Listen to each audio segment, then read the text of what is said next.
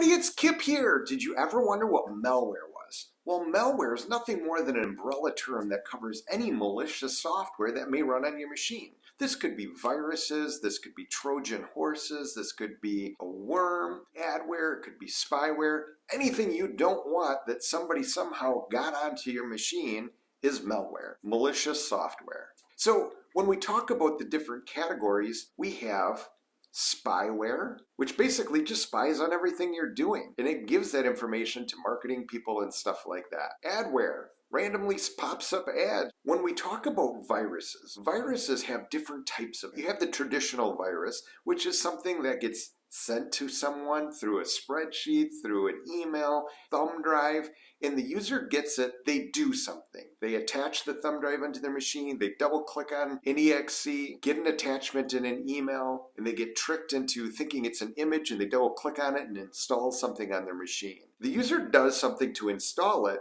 but once it gets installed, it starts trying to find ways of getting itself onto other machines by sending emails, attaching itself to documents, and doing different things so that way it can replicate to the next person that's going to see the email, double click on it, infect their own machine. That is a virus. You have a type of malware called a Trojan horse. Basically, this just gives a backdoor into the system. You installed something, it may or may not replicate, but it leaves a back door open so that way the user can come back in. Or it may phone out so that way they can connect back in.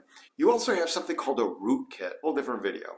And then you have worms. Now worms do not require user interaction. Matter of fact, the less interaction you do, like updating your system, the more probable you'll be hit with a worm.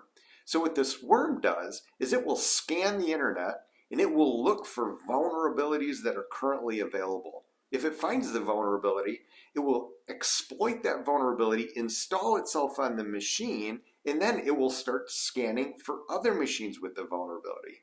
So it just replicates on its own without any user needing to double click on anything or do any actions. So anyways, that's just a quick overview of what malware is. If you like this kind of content, give me a follow. If you have any questions, leave them in the comments.